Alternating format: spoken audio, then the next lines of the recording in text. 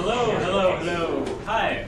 I guess we're going to go ahead and get started here. So thanks so much for coming tonight to the Austin Mobile and Indie Game Dev Meetup. So this is the first event we've had in a couple months. We took some time off because of South by Southwest and other stuff, but we're back now with more events, so that's pretty cool.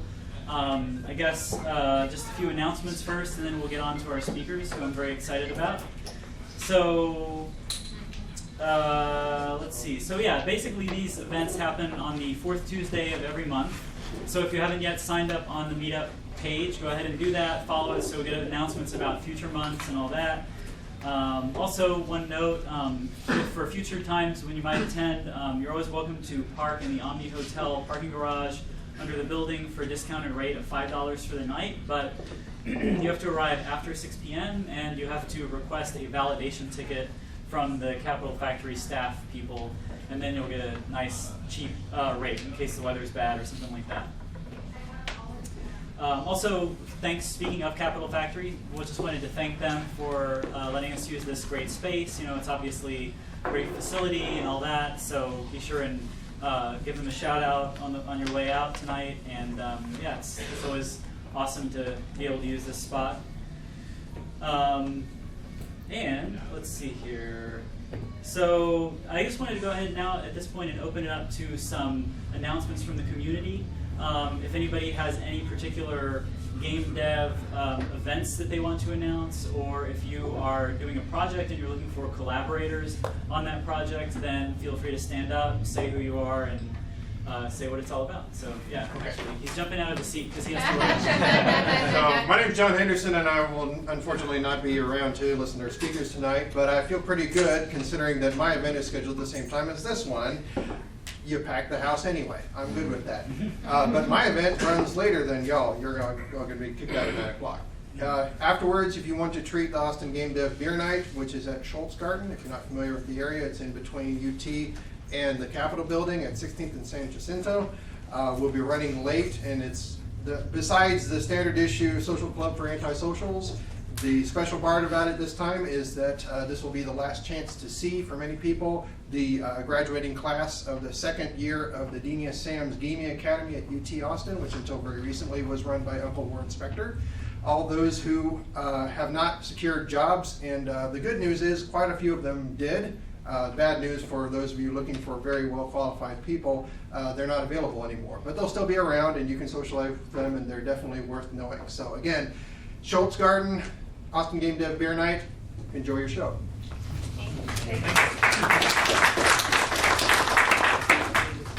So yeah, that's definitely always worth checking out. And thanks so much to John. He's going to grab some pizza on the way out.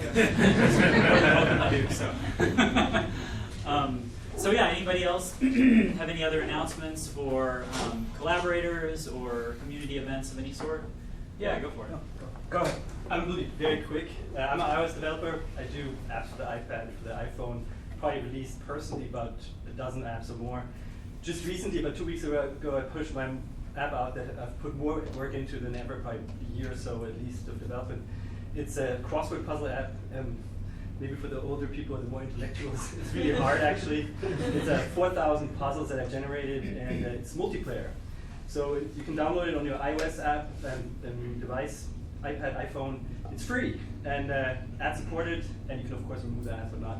The game is called Crossword Wars, and you have to look for Crossword Wars Free. 3 words, Crossword Wars Free. Check it out, and you probably will end up playing me if you check out the multiplayer. and maybe you could have some even beta testers if anybody wants to talk to you afterwards about like sort of giving you feedback and stuff like that. That would be great. If it goes viral, I'll give you a payout in the form of beer.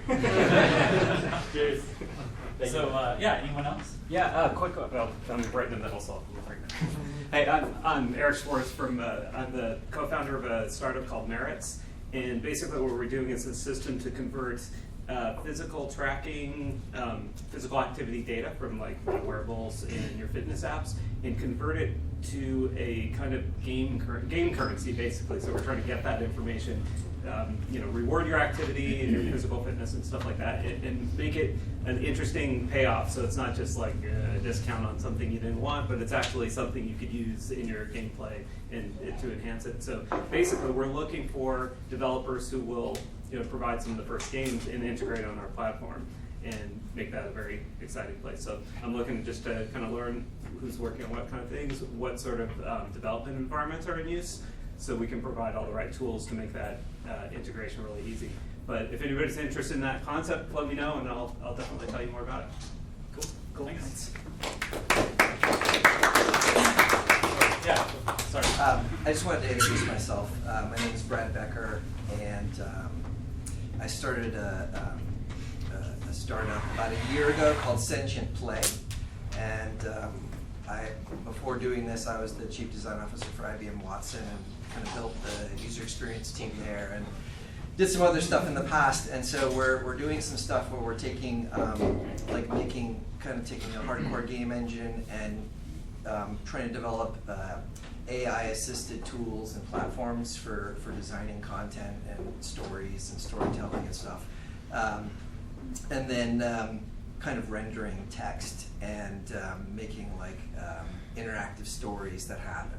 So there's some cool stuff that we're doing. I have one thing that's coming out soon called Comrade, and it's a game about a Cold War Soviet AI that's been just talking to itself for 30 years in training, and you're the first person to ever contact it. It doesn't know the Cold War's over, the Soviet Union's gone, and all of that. So that's going to launch soon. So I'm looking for beta testers for that. Right now, hiring somebody to help finish the Apple Watch part of it and do some iPad adaptations. So if you're particularly skilled in WatchKit 2.0 and that sort of things, then I need a little help to get that part finished. And then we're also going to be hiring some people on the AI side and on the sort of Unity front end side to do some kind of interesting things that I haven't seen anybody else doing. So if any of that stuff sounds interesting to you, then let's trade cards and all of that. So thanks. Awesome. Thank you.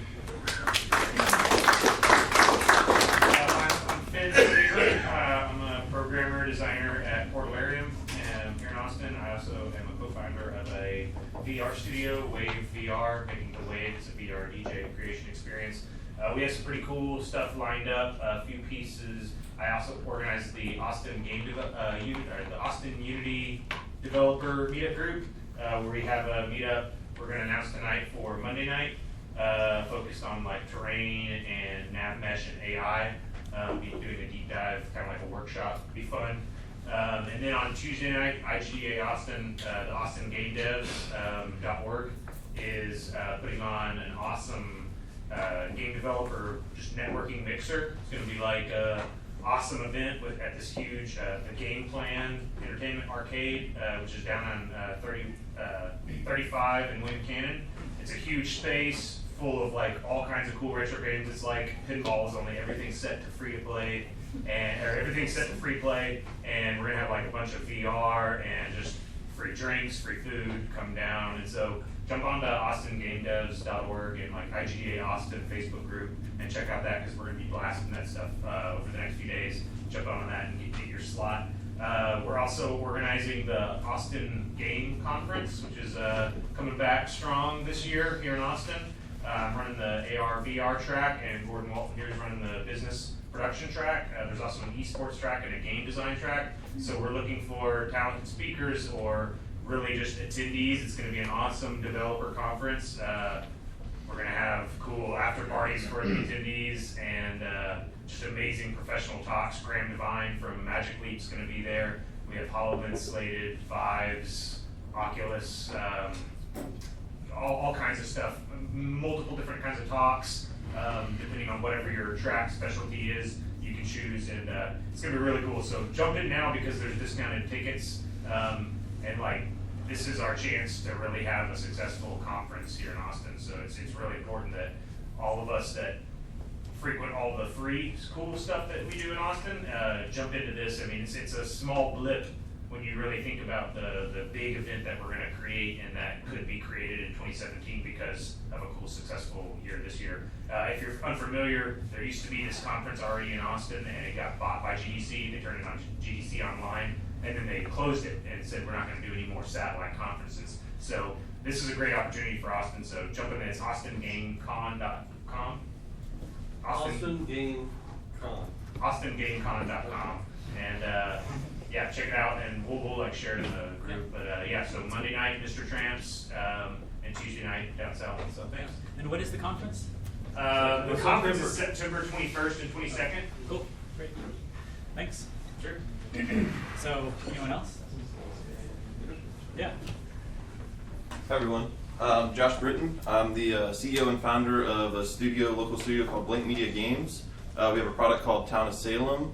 We have a Kickstarter running right now that's almost at about 400,000, and we have like 800,000 monthly active users. And I have a programming background, so I'm kind of finding myself running a company that is becoming more successful than I even really know what to do. So I really would love to meet somebody that has run a multi-million-dollar studio before, some kind of mentor, things like that, you know, investment, being acquired. Yeah, I know, Gordon. So, you know, if anyone like that around here knows anyone, you know, we can exchange cards and things like that. Thanks. Cool. Awesome. Anyone else? All right. Looks like it's probably it. So, okay, so I guess then we're going to go ahead and get on to our speakers.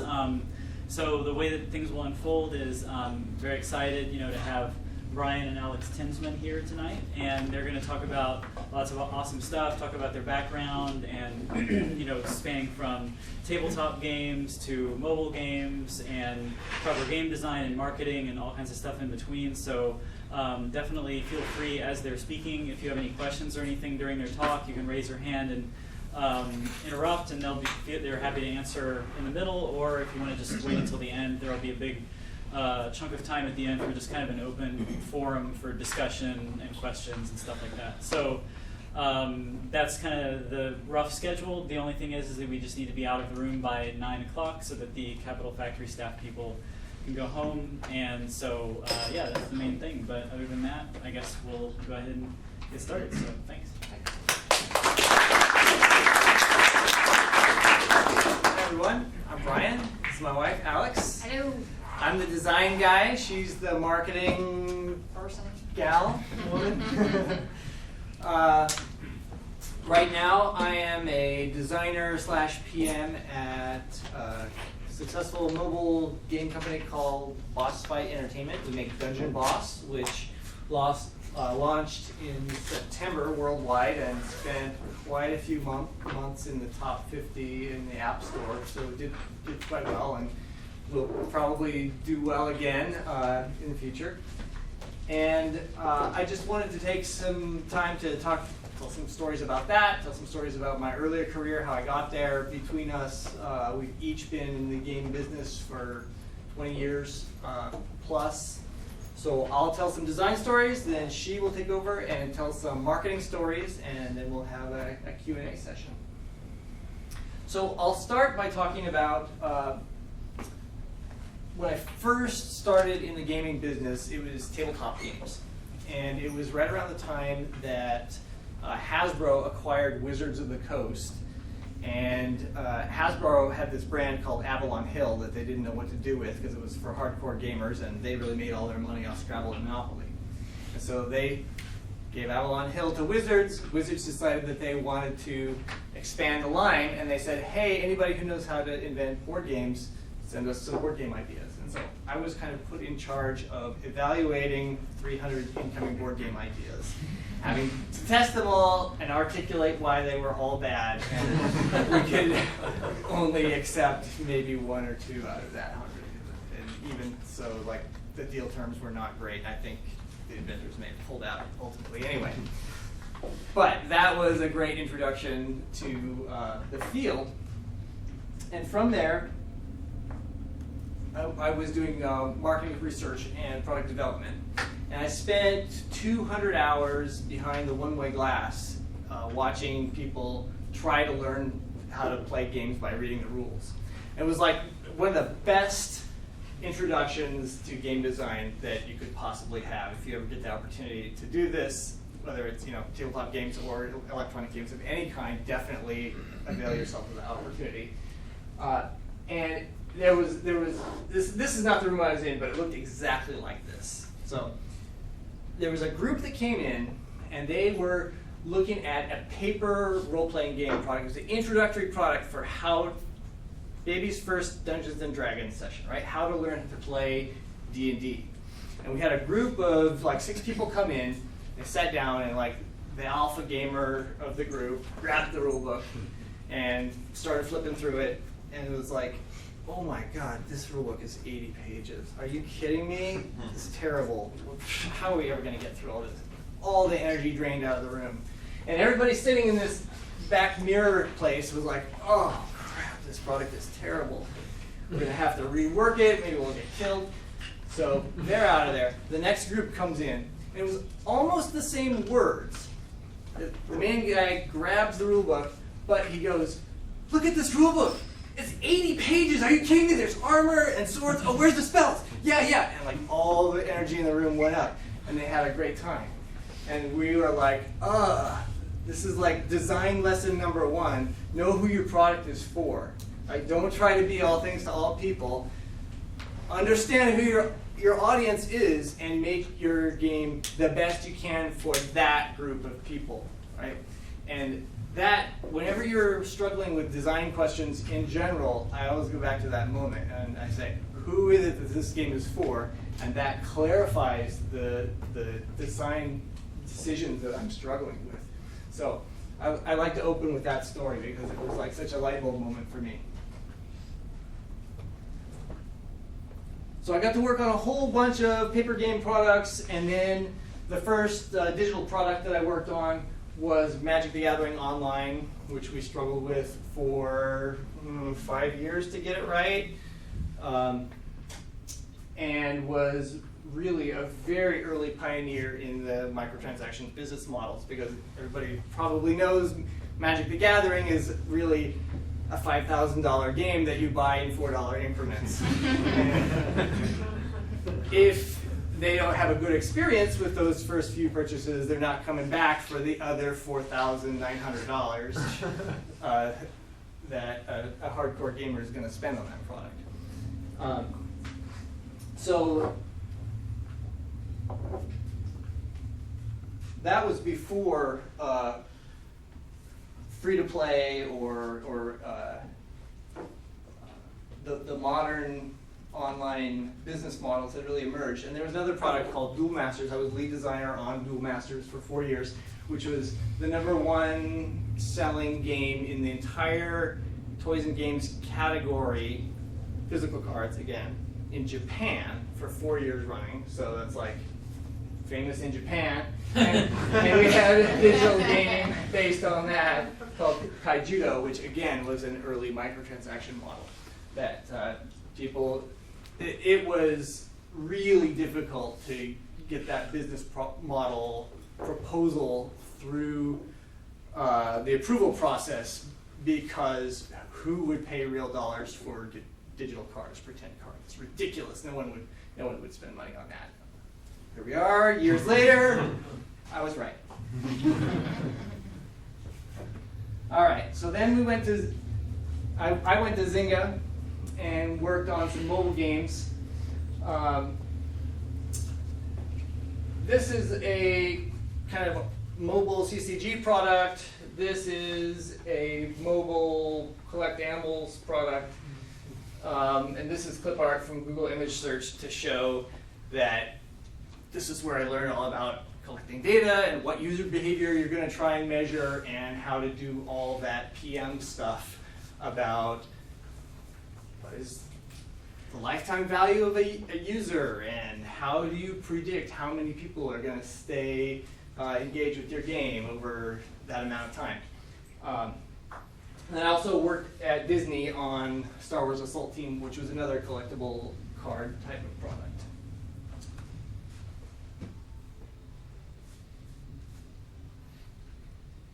So, from Disney, I went to Boss Fight Entertainment, and we have a successful product called Dungeon Boss. The idea of this game was to make a very simple, accessible RPG that anybody could get into, and you can see that the kind of ethos of it owes something to like the Lego console games, right? It looks sort of very friendly and approachable. And we made some hard decisions in the design of it, one of which was just to remove movement completely from it. Like, looked at so many RPGs, and they all struggle with the thumbsticks or the tap to run somewhere and attack an enemy. And we said, your heroes, they all go to their places immediately, and your interesting decisions that you're going to make are which abilities are you going to use, which enemies are you going to attack, how are you going to spend your energy resources of each of your heroes. It's all going to be turn-based, so which means it's sort of perpetually paused, right? When you have to get up and your bus stop comes along and you have to just put the game down because you're doing something else, no problem. You're not going to die in battle, right? There's a lot of advantages to this simplification process that we went through. It's a lot easier to program too.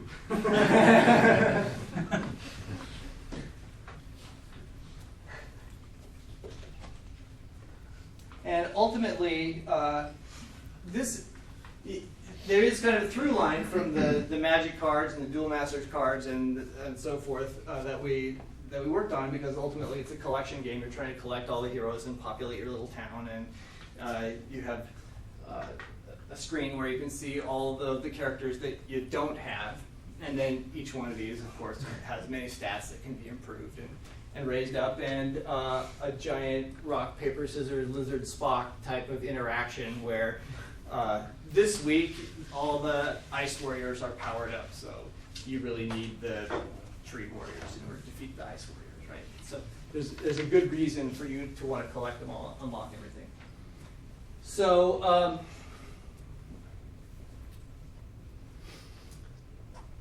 one of the challenges here was figuring out, okay, we've got this system, we've got this nice friendly RPG. How do we get people to feel like they got good value from spending their money? Because again, it's not that hard. Well, maybe it's true that it's not that hard for them to get their first dollar, but if they don't have a good experience on getting, once they pay their first dollar, they're not going to pay you any more dollars. And so well,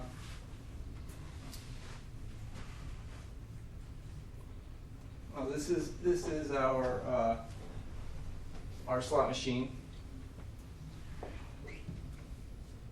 and so the lesson that I learned from this product is that you should ask for what you want, right? When they unlock a new hero, give them the offer right then, so they can see what the value is of that purchase at the moment. They're a little excited because they want to try out their new toy that they just got, right? This is like, maybe they have earned a bunch of in-game currency and then they've just unlocked this new hero from the slot machine. And they want to try it out, and just as they're going to try it out, hey, your guy would be even better if you spent a little money right here, right now. And there's a limited time offer on this thing. And one of the reasons this works well is because people are focused on that guy, they understand that guy's powers, they understand what the benefit is of making this purchase extremely well at that moment. So capturing them in the right moment. And then if they do make the purchase, then you can ramp them up to better offers later on.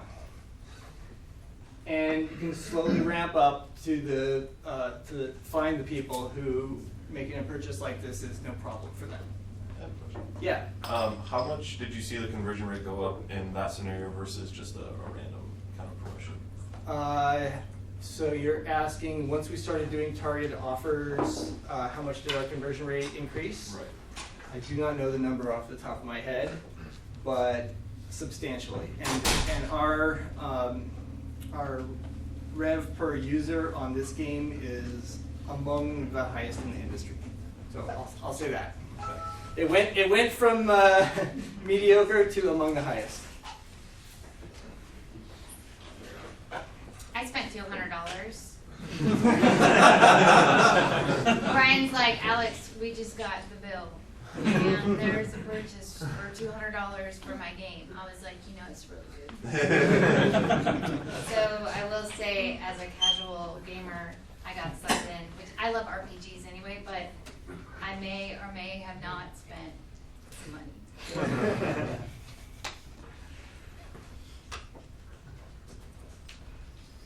And then, of course, anybody who's run a live product is familiar with the fact that you gotta always have the events, you gotta always have reasons for people to come back.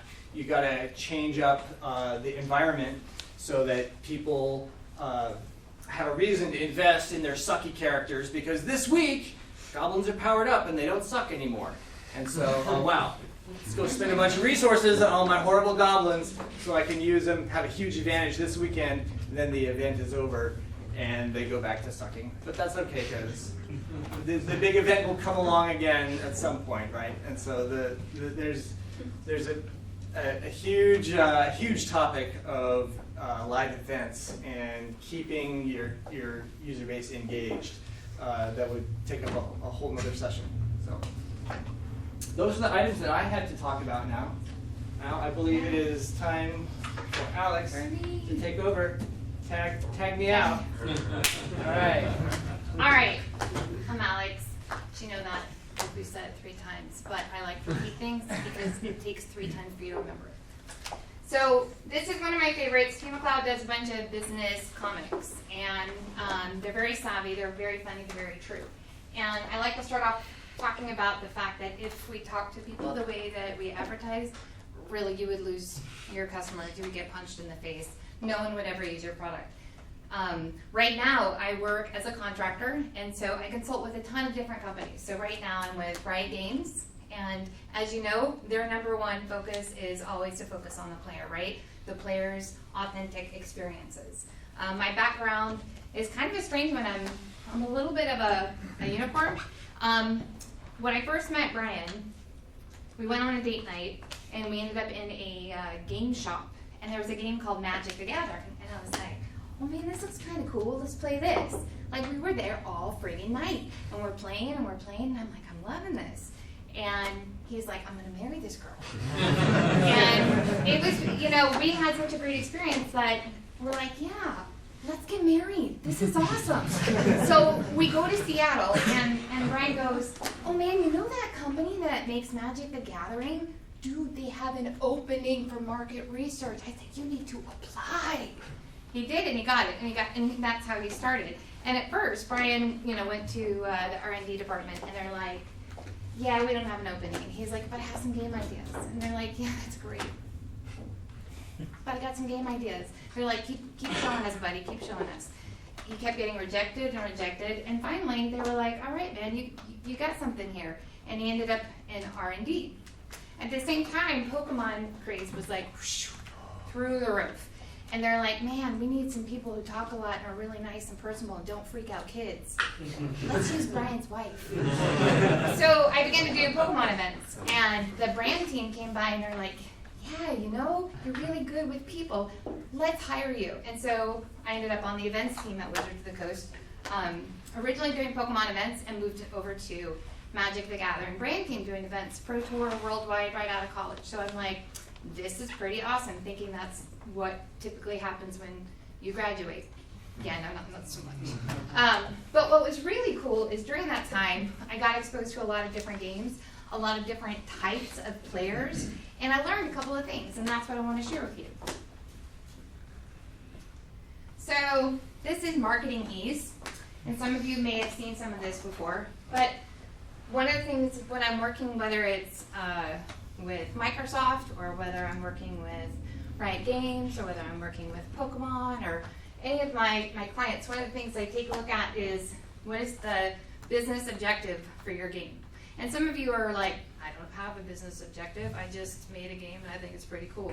That's great, but it's a business. If you're putting it out there and people are playing it or they're paying for it, you have a business, right? So I always say, okay, so what is your business objective? And from there I can figure out, you want a few installs, you want lots of installs, are you having fun?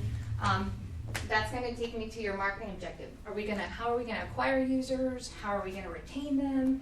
And then I look at source of volume. Okay, do we steal from a certain game? Like, how are we going to get these users, right? And from there, this strategy, it breaks down into these 3 sections: segmentation, targeting, and positioning. You're going to come up with a positioning statement. Really, all this means is know who the hell your audience is, right? That's all it means. And from there, once you know who your target audience is, then you can set some goals for yourselves. You can figure out your strategies for how you're going to get the players playing, and you're going to execute on these tactics, and you're going to have a plan. Most of the time, this doesn't really happen because it's too much, right? Even at Microsoft, AAA studios down to small indie studios, you're under a lot of pressure, deadlines lapse, you do what you can, but this should be kind of your guiding principle. That's about as much marketing news as you're going to get from me today. Now we're going to talk about tips and tricks. For a couple years, Brian and I went over to the Bay Area. We were in Seattle for about 10 years. We really liked it, but I was at Microsoft at the time, and I was working on Xbox, and I saw some pretty cool stuff that was happening behind the scenes. I saw stuff with VR that they were doing, and like they have like this house, which is like pretty much like an area where they're doing concept stuff. That was pretty cool. And I saw mobile. They were going to launch their phone, and I said to Brian, well, man, we got to get into mobile gaming. This is like the trend. VR is coming very soon. We need to be skilled in this. So when I ended up in the Bay Area, I started at a startup called Raptor. And really, Raptor is just an application where you're going to put in your gamer tag, your gamer IDs from PlayStation, from Xbox, from Steam, and it's going to be able to track all of your gameplay behavior. So if you say, yeah, I am badass in Halo, Raptor will actually say, yeah, this person is badass in Halo, because it's tracking your actual hours.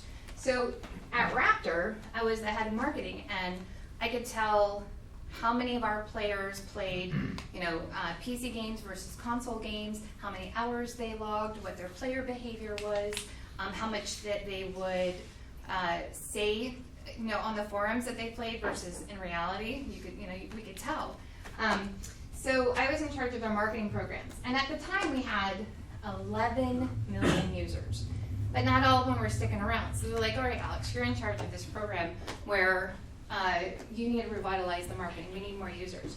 So we sat down with the team, we take a look at our normal marketing efforts, and then we came up with this vision.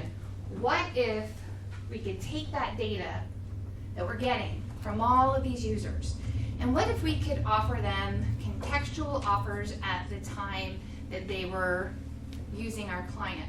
That would be pretty cool. So if you're a League of Legends player and you're doing 40, 50, 60 hours a week, we're going to know. And what if we knew that you needed a graphics card? Because we can tell what kind of hardware you're using. Well, we could give you a contextual offer as a Raptor user and say, hey, here's a discount for 40% off a graphics card, right? It's a moneymaker, right? Then now we can go to all of these partnerships and say, hey, here's how many users we have. We can separate them out and figure out which users have a propensity to use your product. So we came up with something called the Raptor Rewards program. So here you are with Call of Duty. We rank you by your hours. This is you compared to your friends. And then what's really cool is you had certain unlocks that you would get to, right? And if you unlocked an achievement, then we would give you a reward. So the big thing is to identify and recognize and reward influencers based on their gaming behavior. It worked. It worked really well, so much so that we pulled in Xbox, Amazon, and AMD. We went from 11 million to 21 million users in a matter of months. We were really successful at reaching hard-to-win gamers. These are the core gamers. They will call you out on their bullshit, right? You cannot market these guys. What they see, they will tell you if they like it or if they don't. And it was cool because we were able to really have smart cross-promotions with our partners. It legitimized our startup, which of course made the CEO really happy. And we did this all with zero advertising budget. We spent $0. Just to be clear, I'm not sure how familiar people are with the concept of what Raptor is, but Raptor is a service where people can get prestige to their friends, sort of like a social network, in exchange for all the data of everything that they do in any gaming device. Which Except for mobile, because at the time, they couldn't track mobile. And now they have something called Plays TV, so you can record while you're playing. But the point is, you have this startup, you know, they get $25 million in funding. They should be able to go and spend money if they want on advertising. But instead, they're like, no, let's act small and scrappy, and instead, let's really work through partnerships and promotions and be smart about how we're spending our time and our resources. So now I'm going to backtrack a little bit. A few years back, Brian and I we had a side project, and we were doing it as more as a goodwill product, and it was a game where we were collecting random acts of kindness, and the donations would go to various women and children charities, but we made it into a game. And during this time, we had twins, and one of them passed away. And so I was going through a grieving process, and Brian's like, hey, you know, if you were to do some random acts of kindness that would probably make you feel better, get you out of this funk, you know, let's just give back and see what we get in return. And it's one of the most powerful lessons I learned, right? And even today, whenever I'm working with a client, I don't say, what can you do for me? I always try and figure out, what can I do for them? And it's one of the greatest lessons I've learned. So from that, we're grieving and we're doing all these random acts of kindness, and we start making it into a game. And Brian's like, you know, there is actually a game component of this. So he flies to China. We get our artist friends to make great art for us. It was really amazing. So I didn't know how to do PR at the time. So I went over to Barnes & Noble, sat my butt down for a day, and I learned. I read through all the books because we didn't have a lot of money for me to go and, you know, learn PR. But Barnes & Noble has a lot of books, and the internet is awesome. So I pitched Hallmark when we got into Hallmark. I began to pitch e-tail stores, and I got into over 100 stores. I went and pitched Oprah and Montel Williams, and Montel Williams got me first, but Oprah's writer followed up later and did an article on it for her magazine. We did hundreds of interviews for radio and TV, all because I learned how to pitch, and I followed through, and I followed up, and I made sure that I was on point, telling them about our product and why they should care. The Seattle mayor endorsed us, and we got National Kindness Week in Seattle. We were featured in national print. We launched successful fundraisers that helped programs basically fund their rent for multiple years. And we did this all with a zero advertising budget.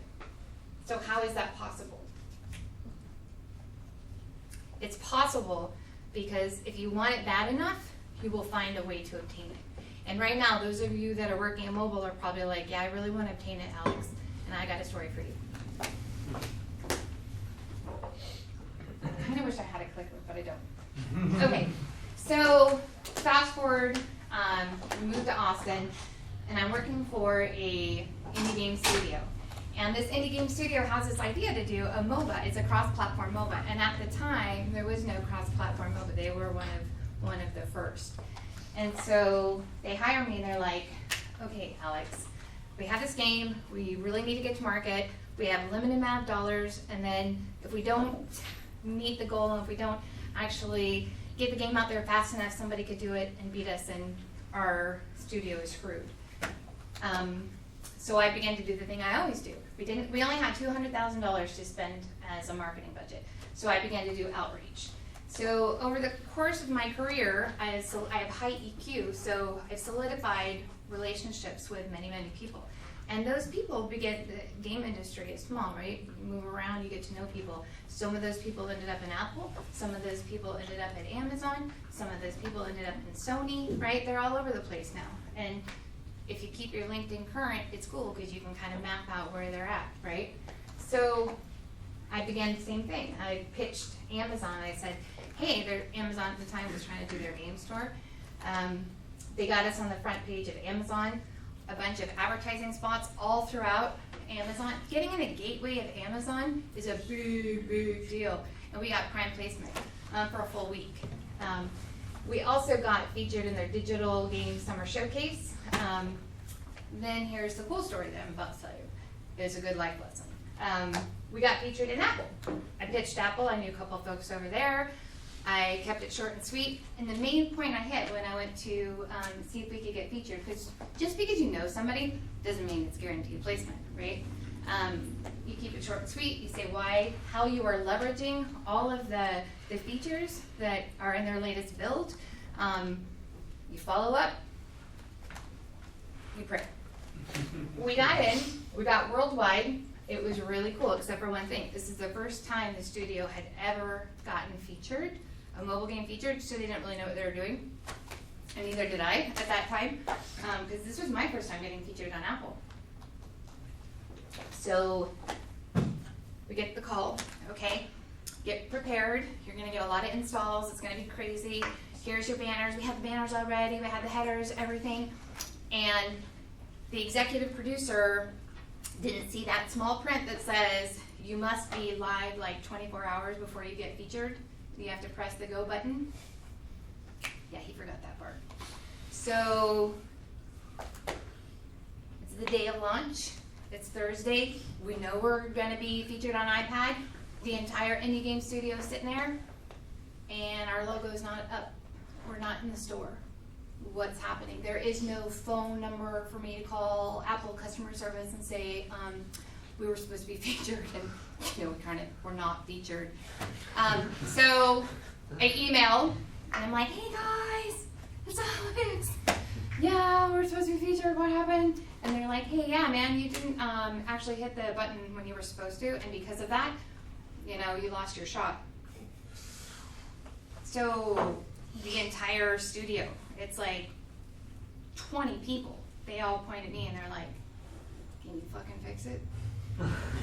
Yeah, guys, I don't know, man. I don't know. I don't have a phone number. And so I politely write Apple respectfully, is there someone I could speak to? And they called me. And they're like, okay, this one time we're going to slate you in. So we get slated in. It's pretty amazing. A couple hours later, but I'm like, thank you, Jesus. Then the installs start to happen, and I'm seeing double digits. And this is hundreds of thousands of dollars in equivalent to free advertising. And I'm thinking, we just rocked it. We're on Amazon, we're on Apple, we pitched Ouya, this is gonna be great, except for one thing. We did not have our monetization down. And so as soon as people are installing the game, I mean, even Penny Arcade did a post about us, they were loving the game. But all of the gamers went through the content so fast, within a week. We thought it was going to be for months. So what happened? Churn. We had millions of dollars of free advertising, and it's churning and we're losing them. What do you do? The game designers sat there and they were like, oh man, we totally thought we had it down with the monetization. I'm like, hey guys, no, apparently we didn't. Right? Because they're dropping off, and as fast as we're getting them, we're losing them. And it's heartbreaking because you put all of your eggs in one basket and you think, oh, if I get on Apple, if I get on Google Play, I'm going to make it, it's going to legitimize my studio. No, it doesn't. In fact, they pull you. Once they see that your game is not, spiking, Apple pulls you, and we were not in the store the full week that we had hoped that we would be. We got buried.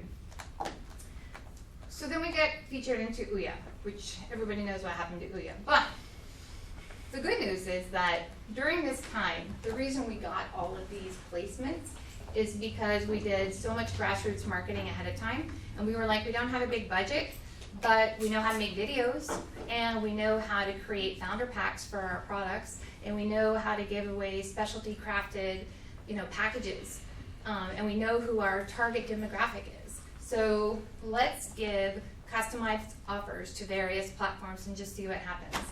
And we hired Kaya, and she was an actress, but she also gamed. She's a really good-looking gamer. She's a really good-looking gamer.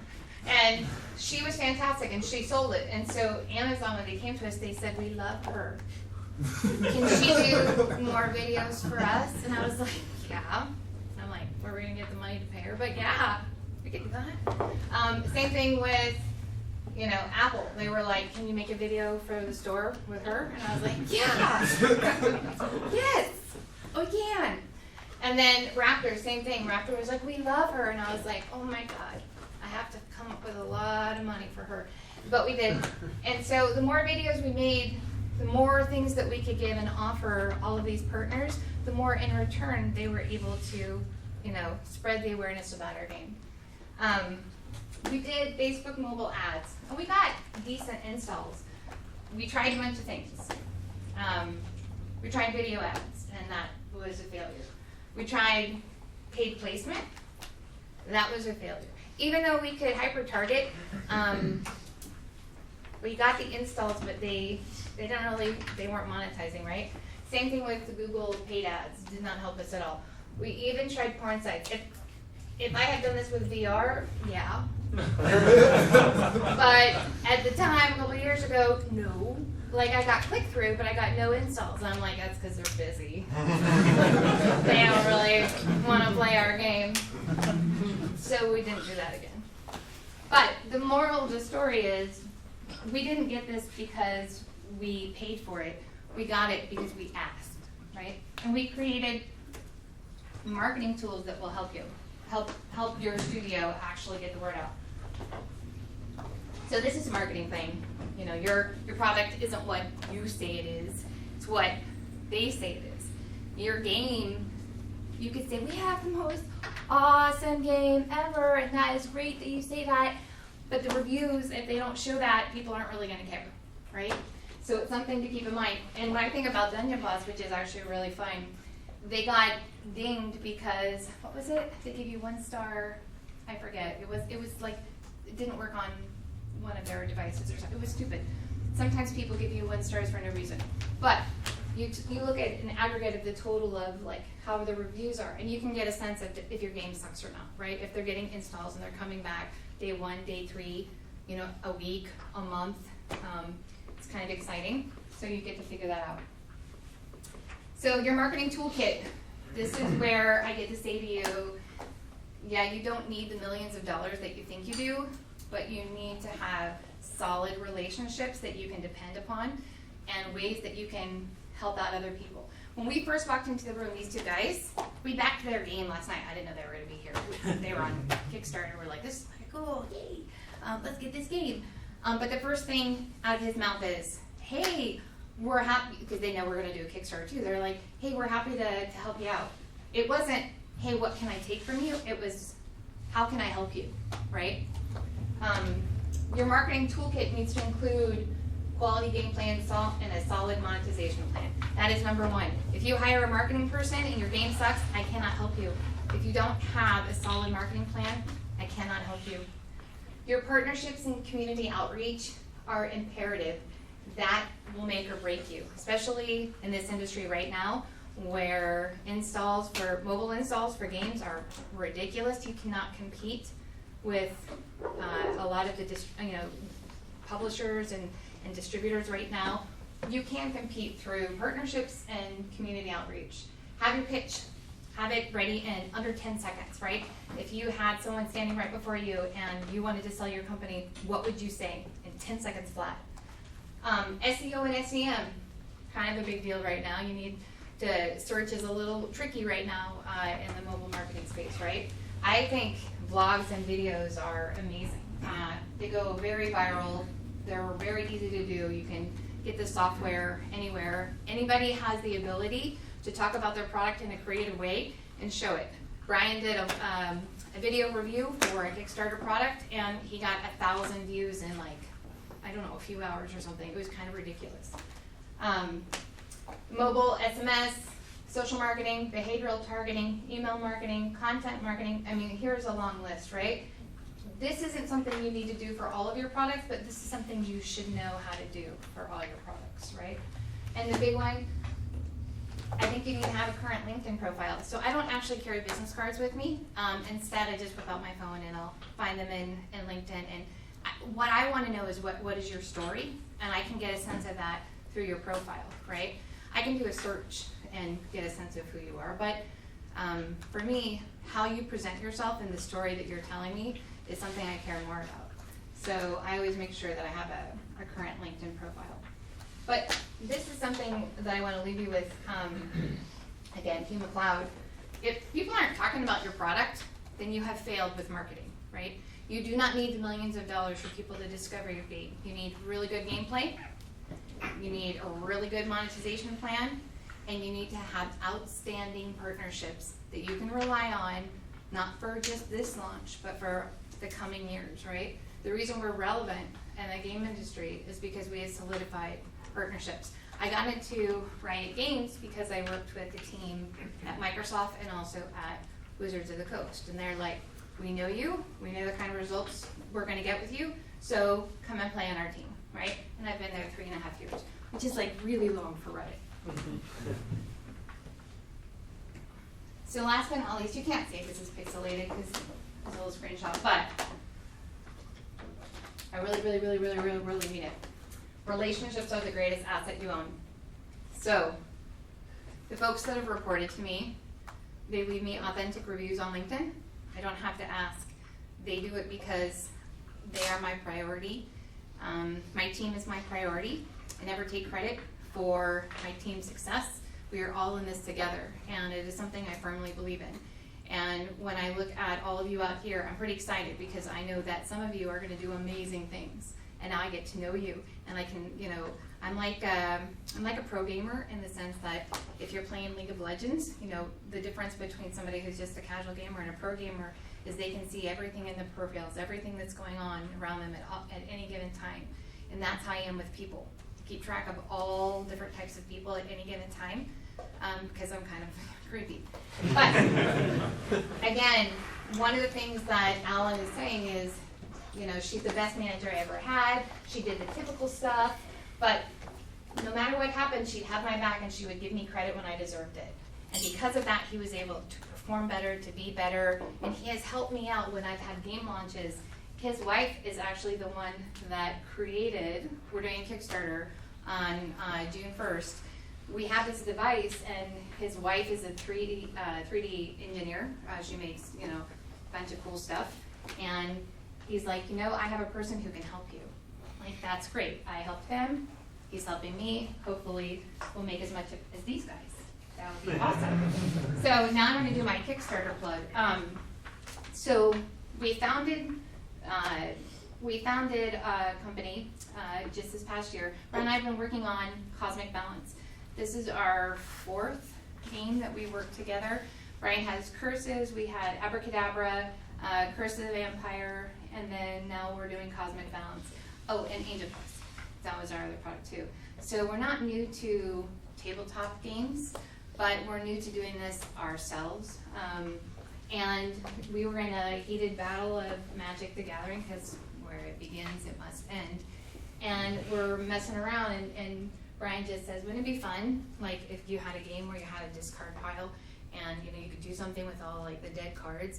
I'm like, yeah, wouldn't it be fun if we had like a scale, and then you could do something with it? And he's like, wouldn't it be fun if it was the apocalypse? I'm like, you have me at apocalypse. And so we put together this like quirky apocalyptic game, and it's been an amazing experience for us to go and to reach out to James Ernest and Richard Garfield and Paul Peterson and notable people in the gaming industry that are doing tabletop games, right? And say, hey, can you give us a review and can you give us feedback on our product? And they do. And sometimes it like rips your heart out because you're like, yeah, I totally should have known that, but didn't do that. But at the same time, I'm really proud. I think I'm most proud of this game. You could Google us and you'll see on YouTube when people have played our other games, they laugh hysterically. We have tons and tons of videos of just gamers authentically laughing, playing our games. I'm hoping the same thing happens here. This is a very quirky but grim subject that we have made lighthearted, and it will go live on, and we have the preview link that we'll be sending out, so I'd love you to take a look at it and give me advice or feedback. I've talked a lot about different marketing. If there's something specific, my goal today is not to go through and talk about install and CPI and freak you out with measuring metrics and a lot of scary stuff like how much things cost now, because you don't need that right now. But if I can help you in any way, then give me your business card or ping me on LinkedIn, and I'm happy to help you out. And so That's our talk. That's our talk.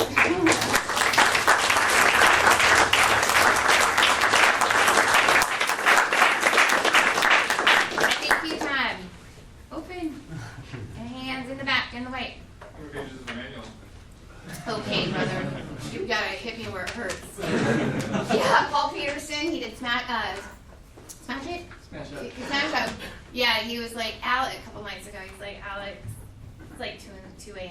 He's like, no, dude, you can't, this is a 20-page, rule book. Smaller. It's like 12 pages now. Yeah, so it's 12 pages now, but, we've been posting on some forums, we're getting some feedback. I think you should do it this way, I think you should do it this way. I don't know what the end result will be. What Brian was saying before, some gamers really like a lot of, they see a thick rule book and they're like, yes. Some people don't, right? We've tried to simplify the game rules based on the experience of what we've seen, so that the game can make sense, so we'll see. We'll see. Well, actually, why ask about the question of how many pages? Just out of curiosity. Just the appearance of it. I'm trying to figure out your target audience and everything. Obviously, it's not like, checkers or something. You have a level of Yeah. competition and So, everything, so. yeah. Okay. So, just really, really fast. So, we have angels and demons, and then we have 15 different factions. You can play factions against one another. And what's really cool is based on, you can these different factions will interact in a certain way, and when you basically crucify them, you send people to heaven or hell. If you're on the good side, and Brian, let's say I'm on the evil side, and Brian's on the good side, he's going to want all the cards to go to heaven because he gets extra bonus points, but I want them to go to hell because I'm get extra bonus points. And then the angels and demons, they add a little mix to the game. But there are certain aspects of the game that will restore the cosmic balance. So just when you think that you're playing for good, now you're suddenly playing for evil. Or the board is just about to be in your favor and the cosmic balance is tipped, and then the whole board gets wiped and you're totally screwed. It's really fun because it's unpredictable and every game is different. So the target demographic, our art style, it looks a little washed out here. I don't know why that is. But Lars Nielsen is actually the son of Therese Nielsen. I met him when he was 8 years old at Pro Tour LA, Magic the Gathering event that was happening on the Haunted Queen Mary. Really awesome. Kept in touch with him all these years. I loved his eclectic art style. So when we were talking about cosmic balance, we wanted it to kind of be like Plants vs. Zombie-ish in the art style. Again, grim but friendly. If it's too grim, a little heavy, right? You're like, oh, I'm killing people and sacrificing them. No.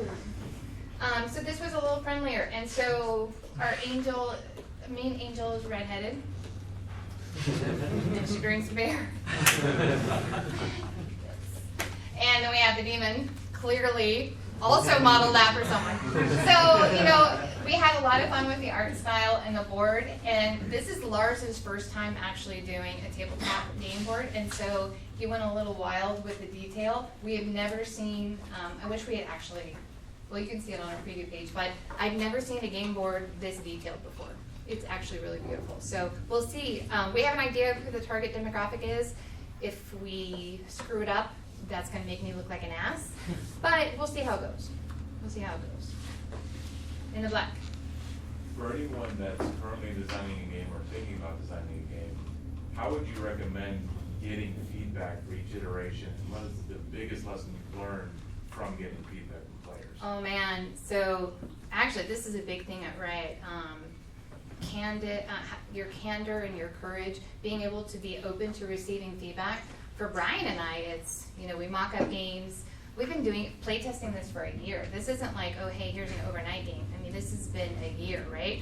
We've hit up our neighbors, our friends, there's meetups, our professional friends we send copies of the game to.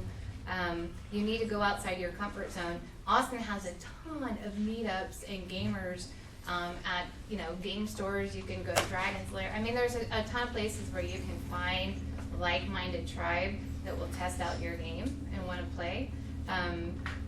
I think it's just, again, follow through and making connections and actually being open to the feedback. Sometimes the feedback you get is pretty intense. I'll give a little bit more detailed answer to that. I tend to think of game design as being in kind of 4 quadrants, right? You have systems, and content. And so systems is like, what do you do on your turn? And is it more about combat or negotiation, or what are the currencies, right? And content is how is that specifically expressed? Is this a dragon? Is this a spaceship? How many hit points does that dragon have, right? You can have the same system with lots of different types of content in it, right? And then the other axis is design, and this is development. So this is the big picture. What are the objectives? How do you win the game type of stuff? And then development is basically playtesting and tuning and being able to integrate that feedback. And so the feedback that you get in this stage is super subjective. I think that's fun. No, it's not fun. Like, you got to have a really strong leader, a visionary person who can come in and build support and build a coalition of people who are like, yeah, we're all behind this idea. Let's get it going, right? You get enough momentum to get it made until you can get the content made, and then this is where you're going to expose it to your target audience and do beta testing and play testing and refine all the stuff. But by the time you get to this point, you know what you're making, and you know what it's about, and you know the experience you're trying to create for people. So listen to yourself here, and be political here, and listen to others here, and be objective. Yeah, I totally heard you earlier. I'm all over that. That's awesome. Can I ask a follow-up to that? Yeah. While that's going on? I can ask my time when the question comes up. No, you're good. I don't actually see Bell's raising her hand. Is that like focus tests? Is that surveys? What does that look like? Generally? So, We haven't done surveys, but I've played this. I mean, if you are in the later stages of your design, you're playtesting like crazy, and especially you're playtesting without you being in the room. You're playtesting with people that you don't know, or you're beta testing. You're giving it to audience members that don't care if they hurt your feelings or not. And you got to be objective and listen to what they say and understand what kind of experience are they looking for, right? The only reason anybody ever plays a game is because they are trying to experience an emotion. It's the only reason anybody spends money or time doing anything, right? You don't buy the sports car because you like to go fast. You buy it because of the way it makes you feel when you buy it or drive it or whatever, right? Same thing with a game. People play games because they want to laugh with their friends, or they want to have a cerebral challenge, or they want to express their creativity, right? And so you got to understand, is your game making the right promise to your audience, and is it fulfilling the promise that it's making to your audience? And you can only do that through objective observation of them playing it once the game is made. If you're in the early brainstorm stages, that's just discussion and trying stuff out and experimenting. Yeah, and this actually goes back to the marketing portion too, right?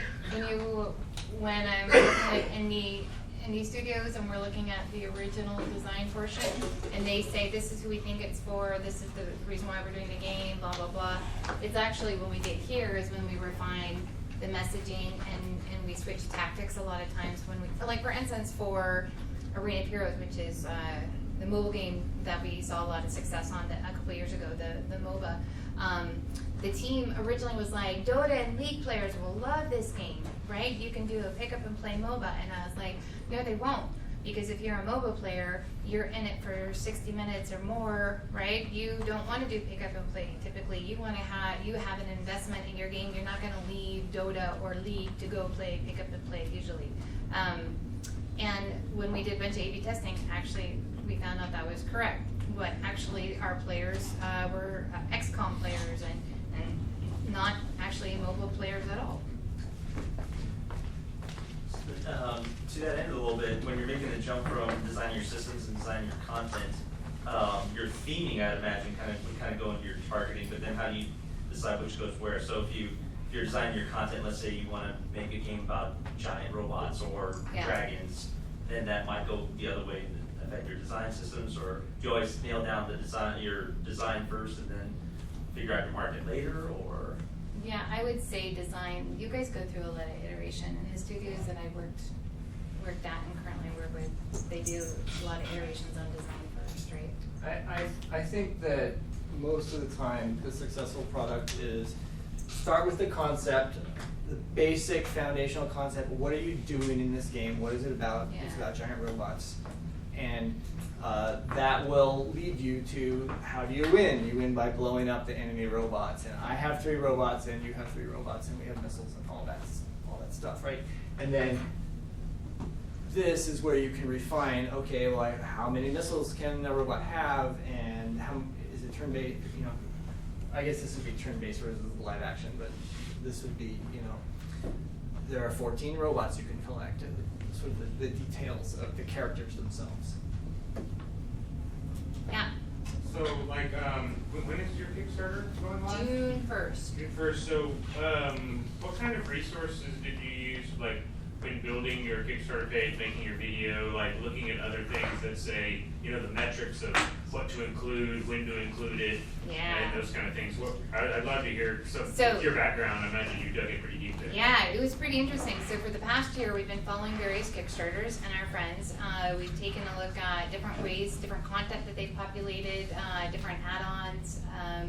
But to take a step back, when we were first even coming up with the idea of doing a Kickstarter, really the whole reason is we love board games, right? And so we had a bunch of concepts, and we still have a bunch of concepts in the pipeline, but this one, we knew that we had a wide network that we could kind of run the idea by, and success to us, we figured out financially what that would look like, how many backers we would need, and we began to carve out what the marketing plan would look like. And so some of our friends who've done some really successful Kickstarters, I look at Loan Shark Games in particular with Apocrypha and Pathfinder, and I look at James Ernest, who just got $1.3 million for TAC, right? I don't know if you're following what's happening on Kickstarter, but you can kind of get a sense that James didn't get the $1.3 million because he's James. He got it because he spent 20 years assessing his player base, and he started out really small with a Kickstarter. We have some pretty cool ideas for future Kickstarters that we're not going to launch with now because we want to get our feet wet first, right? And so to go back to your question about, you know, metrics and what do we look for, we're taking baby steps, man, right? Right now, our biggest argument is over whether or not we're going to do printing, do Europe, offer it in different countries. There's 2 different philosophies. So our short term is to create a Kickstarter that's an easy win, and then build upon that, because some of the game ideas we have are coming down the pike are very, very complicated, and it would be equivalent to what you saw with the Apocrypha, where it is a lot of different moving parts, and there is a lot of different opportunities to add on cool things, right? So we look at the environment, we look at our resources. So I can do graphic design, but I'm not like super ninja graphic designer. But I love Canva. Do you guys know what Canva is? So Canva's rad. Do you use Canva? Yeah. Canva.com. Totally, I get nothing out of this, but $1 million. But Canva is actually a free program where you can go and it offers graphic design services. So if you're not going to do Adobe Illustrator or Photoshop and you want to make banners and posters and things like that, this is a free service that allows you to do it, and it's super easy and cool. So we use things like that. WordPress, self-taught WordPress, and now I make all of the internal comms for Riot Games. I build all of their WordPress pages. They didn't know that I didn't know all of it, but you know, I learned, right? The internet is pretty cool. Video, we just looked at people who have done videos, and actually we follow in forums and we follow Facebook pages, and we found this guy on Board Game Geek. Or where do we find John? Facebook page. Yeah, he's a Kickstarter group on Facebook. Yeah, this guy posts his videos like 3D animation. It was super awesome, and I'm like, reach out to the guy, and I'm like, I don't know who you are, but I'd like to give you money to make my video and help me out. This is the portion I can do because I have the resources and the know-how. but you can do this 3D shit that I would love you to work your mojo and give you money, and then I can build it into the video. So part of it is being scrappy, and part of it is knowing when to outsource for the stuff that really matters, right? When we talk with people who are doing Kickstarters, they're like, yeah, the video is like the big deal. People are making big deal productions, but if you don't have 10 grand to sink into a video, what do? We only paid John a couple $100 to do our 3D, to do the 3D video. That's super cheap. The rest of it, we're learning. That's the other part of marketing is I'm continually challenging myself to learn new programs. I'm learning Blender for animation because I'm realizing it's not enough to, in order to remain relevant, you have to continue your skills along the way. You just can't stop, right? So WordPress is something, Canva, Photoshop, Illustrator, these are my tools of the trade, right? Did you like reference some of those sites, like what is it like Kickstarter or? Oh yeah, to take like, a look at, so. Like wondering like when you're saying certain things in your sales pitch on your video and stuff like Yeah, that? so I took a look at the different lengths, right? Based on experience, working with other companies, you know, if it's going beyond a couple of minutes, you're gonna lose them, right? We see some Kickstarter videos that are like 15 minutes long. It's like, no man, you're gonna lose them. You got 60 seconds, 30 seconds max, right? You need to know your game. That goes back to your refining your pitch.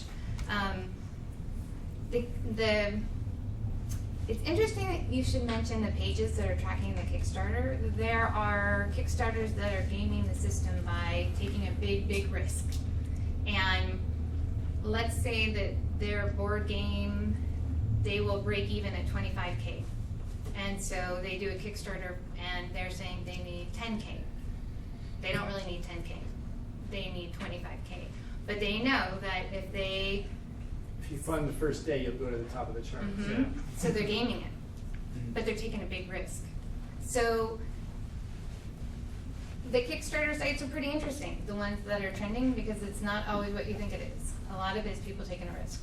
Yeah. When you say they're taking the risk, is that because once they're funded, people are less likely to want to fund you then because they've reached the goal? Or? No, because they're on point. It's because they actually need 25K to produce the game. Yeah. And they will say, this game is funded at 10,000. So they are taking a risk that they hit 12,000. They still need 25,000, but they haven't made the 25,000 yet. They've only made the 12. Yeah. So they won't actually be able to produce the game, even though they're funded and they've promised the game to all their backers. And we know people that's happened to, right? And I mean, and for some people it's totally worked off. They've gotten, 2,000%, Yeah, well that's because, you were gamifying it, right? It's one big game. Well, yeah. Cheating it. It's cheating I it. wouldn't say it's an honorable thing to do. For a small studio, for outreach, if you don't have a ton of contacts, Twitter followers, not that many, what's what are good first steps? Oh man, who do you reach LinkedIn. out to? I'm actually not joking. One of the things I do, because again, remember I said I'm a creeper? I heard that. I'm looking at your LinkedIn profile, I'm looking at who you know. I actually have all my LinkedIn people hidden, so you can't tell my people, but I actually like to go through and look, and I'm like, oh, they know the CEO of like blah blah company. Oh, that's interesting. And I write down the names. I write down the names of reporters, and I write down and I have a whole spreadsheet of people that may be useful in the future, based on kind of the things that they cover. And I pay attention to reviewers and the kind of content that they review. And I make a note of it. If I see like an article that I'm like, wow, that's pretty awesome, I will put the hyperlink there in my spreadsheet and I can refer back to it. So that when I actually can go into my spreadsheet and look up their name, I can remember, oh, this is where I met them. This is the article that rang true to me, that I was like, wow, this is great. Some kind of anchor, and I can. I have a good story. She's super good at this because she's a good networker, and she's had 20 years to build up her LinkedIn profile. But one of the best things that I ever did was I decided I was going to write a book on game development. And you could do the same thing with a blog article or a website or anything like that. But it gave me an excuse to call up or contact all the famous game designers that I could think of and say, hey, I'm writing this book. Can I, do you want to talk about yourself for half an hour and you'll be in my book and maybe, you'll be famous. And about half of the people were like, get out of here. They didn't write me back, they don't have time. But the other half of the people are like, yeah, I'll talk about myself. And so I got to talk to lots of mavens of the tabletop game industry, and it did two things. It gave me contacts with those people. Like suddenly, like my success was a little bit reflective of their success. Because if my book flops, then that means that the wisdom that they gave me was not that good, right? So they kind of want to see me succeed. And the other thing it did was it made me kind of seem like an expert because my name's on the front of the book, even though all the content came from all these other people. It's my book. But that was one event that happened in my career that like massively multiplied my professional network. So I guess the answer I would give to you is contrive a reason to be super proactive and reach out to people that you have no contact with, that you don't know, and it's not a cold call. It's, I have something I'd like to give you. Are you interested?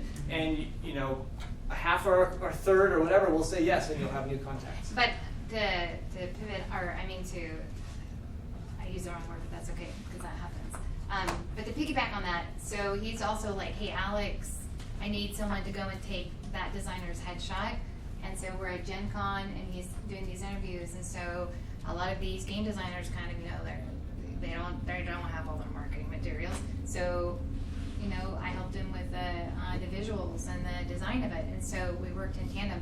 But yeah, that was a breakthrough point for and you were on book 2, and now he's been approached to do book 3 that would include Kickstarter, which is actually another reason why we're doing this. And we've been able to talk to a lot of different designers who've gotten hundreds of thousands, if not millions of dollars on Kickstarter, have quit their day jobs to fully focus on doing one Kickstarter after the other, and it's because they deliver high quality games that players want to play.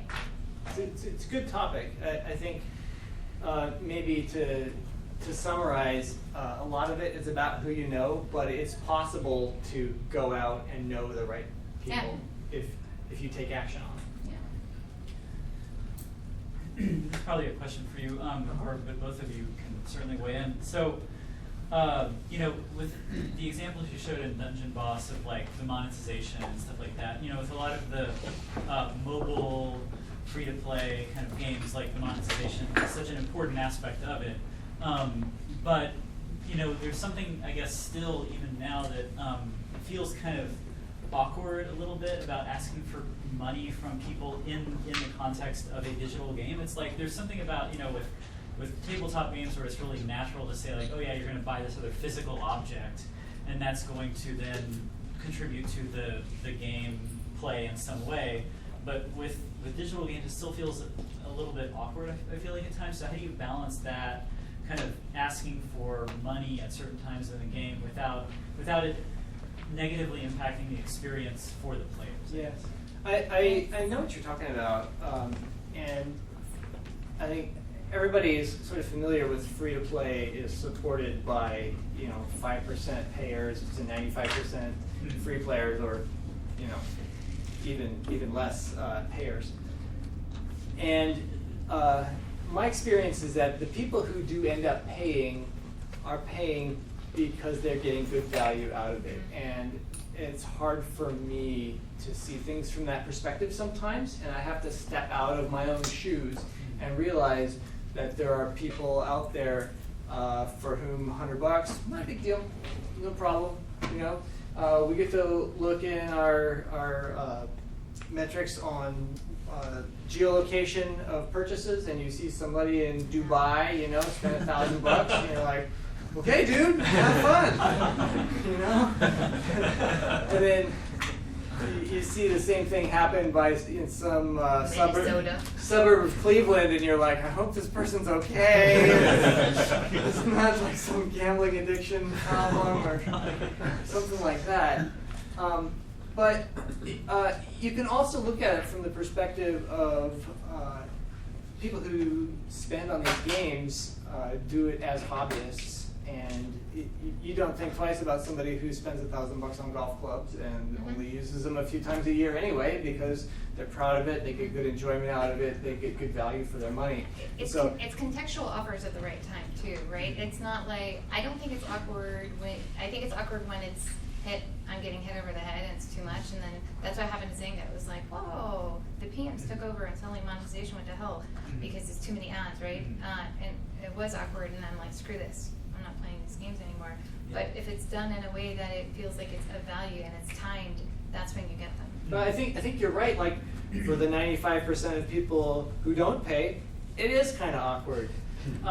Candy Crush drives me nuts. But- You can't go forward. But for the 5 who do pay, Yeah. it's not awkward.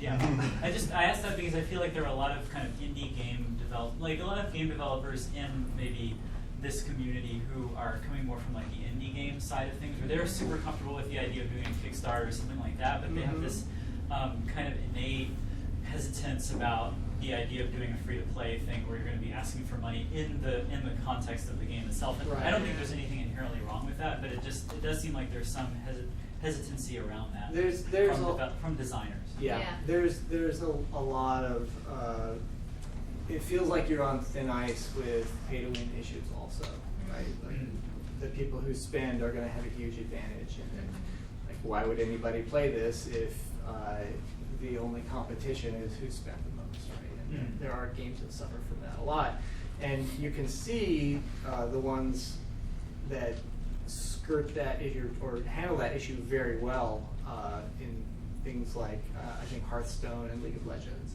That they do have, you get an advantage from paying, or even Magic Online, right? You definitely get an advantage from paying, but there are ways of playing, and there is skill involved that makes it feel fair to most players, right? Most people don't feel like it's a massive arms race.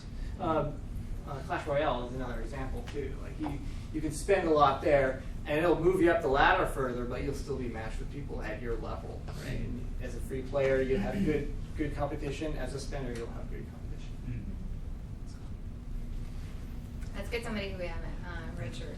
Well, I was just going to ask, the best marketing in the world is still mouth to mouth. Yes. And so are there any good strategies you guys seen in game to get your users to become your advocates? Yeah, positive game experiences are huge.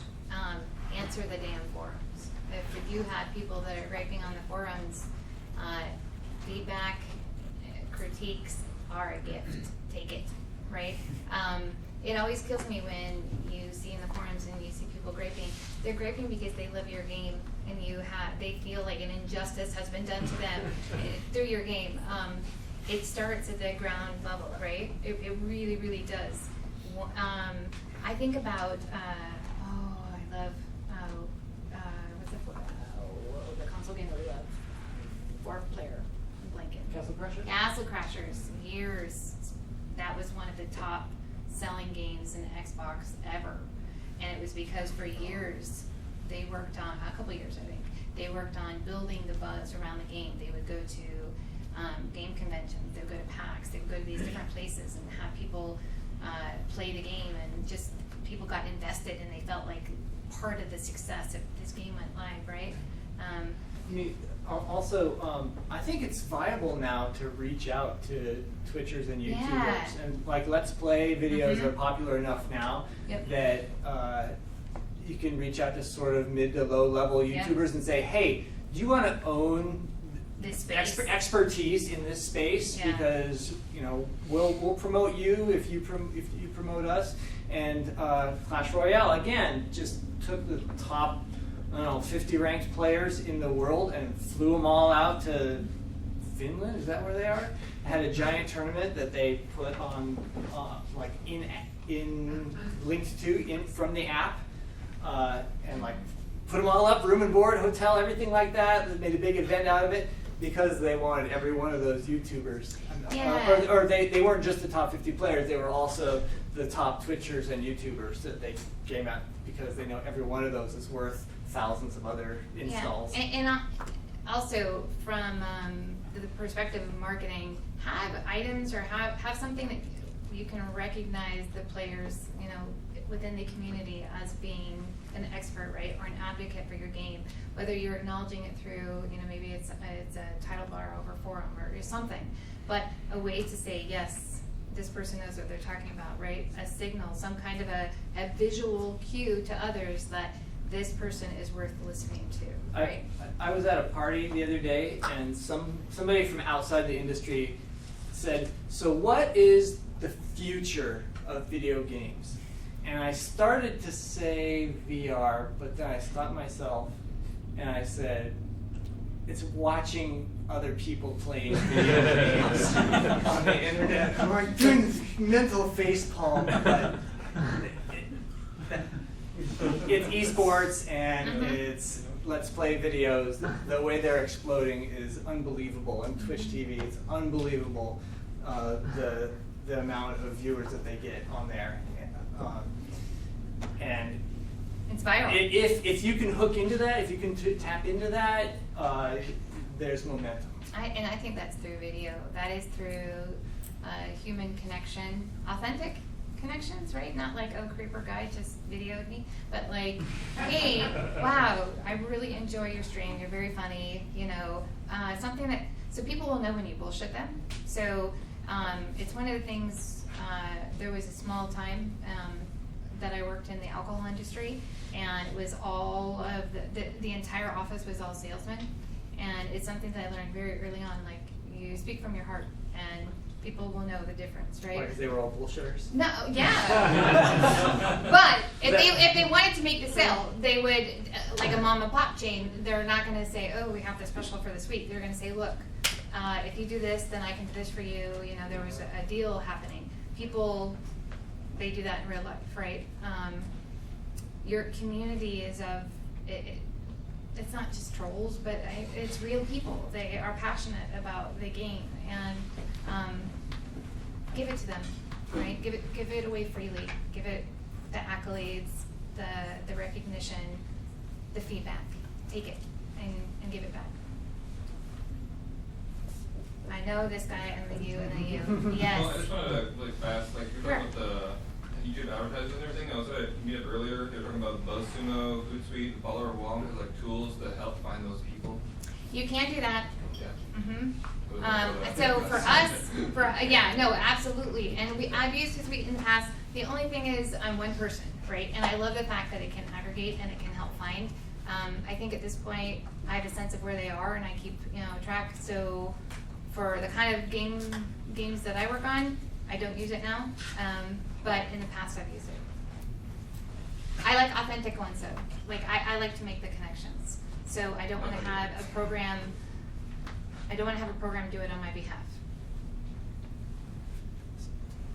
How do you go about finding playtesters, like especially in the video game space where there's not necessarily a place they tend to gather? Yeah, video. So a couple of things. When I was working at an indie game studio and we really needed playtesters, I actually went to UT and we went to the gaming department and I said, I really need playtesters. I can buy you pizza. I can give you a little bit of money if you come on a weekly basis and do QA for us too. I got the one influencer in the entire group and I said, I will pay you $1,000 a month if you can get me 4 or 5 of your friends to come to our studio and play test our game. And they did it and it worked. Did they know he was getting paid? They will now. Because there's a video.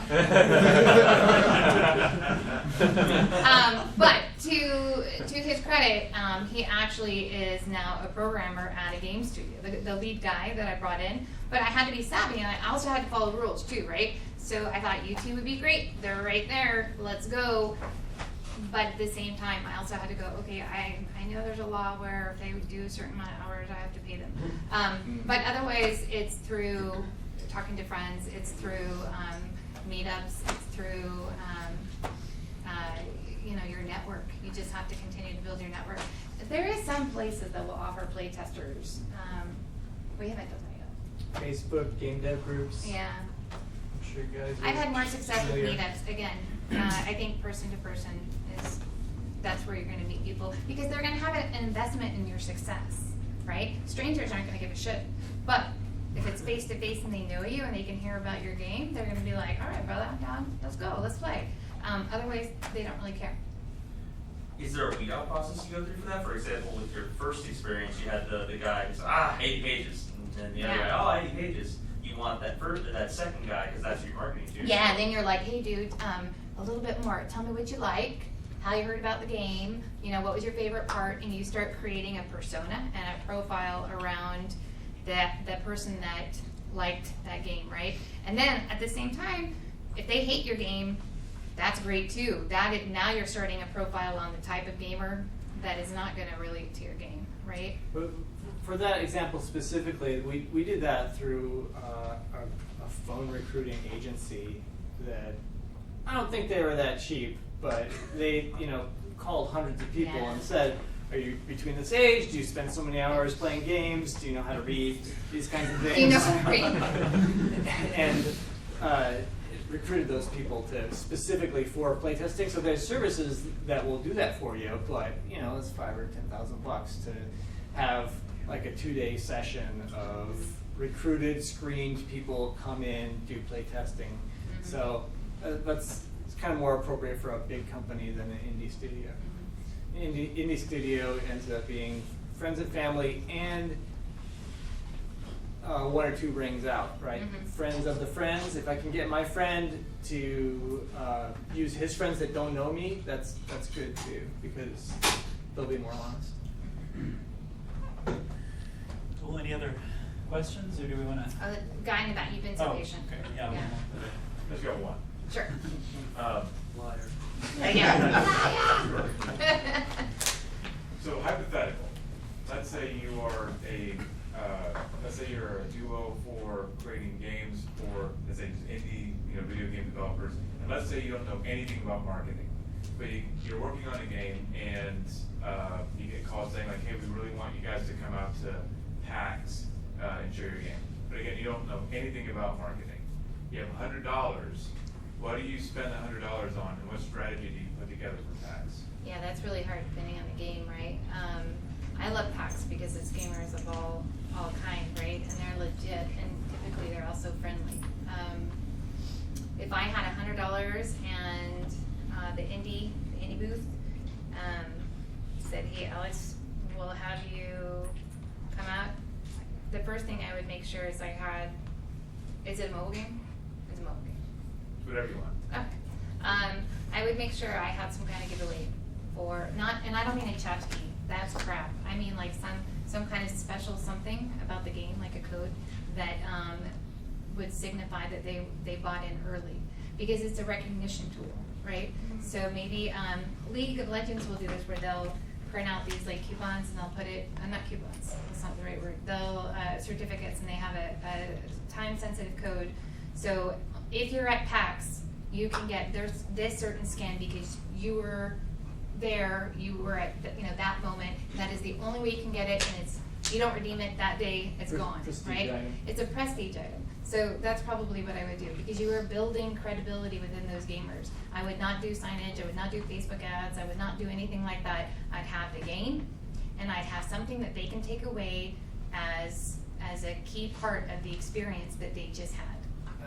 I feel like the industry has changed quite a bit in the last couple of years in terms of getting installs for an indie game. Yeah. It used to be such that you could sort of like figure out how long your customers are staying engaged and figuring out what the spend per DAU is, and then calculate lifetime value of a customer, and then you figure out, okay, our customers are worth $4 per install, and so if we can spend $3 on advertising per install, then we can. That's arbitrage, right? It's as many customers as we can acquire, but cost to buy those installs has gone way up. It's ridiculous, and it's not really viable the way it used to be. So you gotta rely on promotions, and if I was going to PAX, I'd be calling everybody I knew who has a booth there that could maybe partner with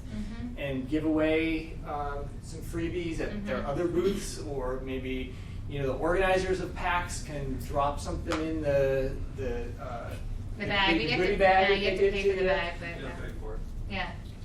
Or which by the way, I also don't think that's a good ROI either, because you see the papers and everything, they're all over the floor, they're in the trash cans, right? If it's a certain something of value, it is of value if you can only get it that one time and that one time only. That's It's gonna help you find prestige. those early adopters, right? It is, and those early adopters are your influencers. They are going out there and telling people, right? It's why so many gamers wear those pins on their, on their backpacks or shirts, because it signifies that they were there at the beginning, right? It's just like the people on their music and, AC/DC back in the day. And now Target sells AC/DC shirts, and you're like, Baker, I mean, you know, right? Do not spend your money on crap, because then your game gets associated with crap. Spend your money where it matters. It matters with the people who will care about your game. That one person that's like, this is my game, they are telling 100 other people. Right. Worth way more than, I don't know, a little flash drive or whatever the hell. You mentioned time sensitive on the codes that Yeah. write this. They didn't used to do that, so what was the benefit of going to the time, just so people can sell them? It's prestige. It's prestige. people like it more than you can't buy it and stuff like that, is what it was? Okay. Because they rotate the skins and stuff, right? Well, I know like Pack Silver, people sell that code all the time. And It's good like for them, expensive, so. and that's, they're gonna do their thing, but it's prestige. At the end of the day, yeah, you could sell it and somebody's gonna buy it, but it actually isn't authentic. And I think my favorite thing about marketing to gamers, I don't market toothpaste, I don't market anything like that. I market games because, man, when you watch a gamer play your game and they laugh or they get really pissed and it's real, it's the real emotion, that's awesome to know that I got to help you be a part of that, right? I think also they made them time limited because they wanted people to use Yeah, it, right away. not hoard them for secondary market Yeah, value. but also using it right away is also building that buzz around, hey, you weren't at PAX and look, we got this skin. I mean, it's tribal. Right. That's what I It's wanted to very say. tribal. More, exactly. If you could sell it, you're dumb to ever use it. Yeah. Well, cool. I guess we should probably wrap up there. But yeah, thanks so much. This has been amazing. Thanks, guys.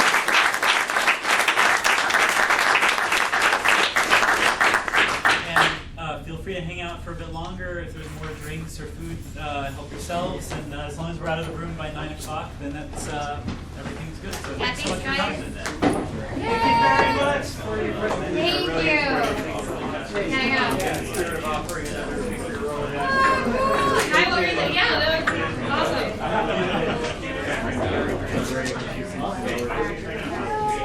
Yeah, thanks. I would love to hear it. I would love to hear it.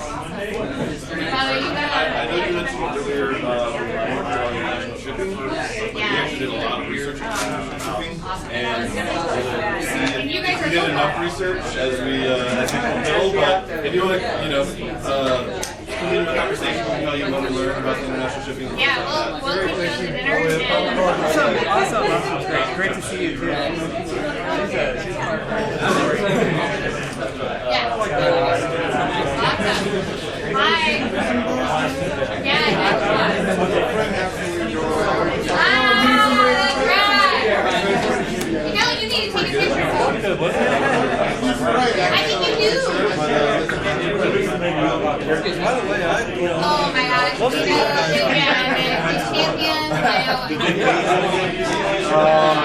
Actually, if you do, See, the biggest problem is not that.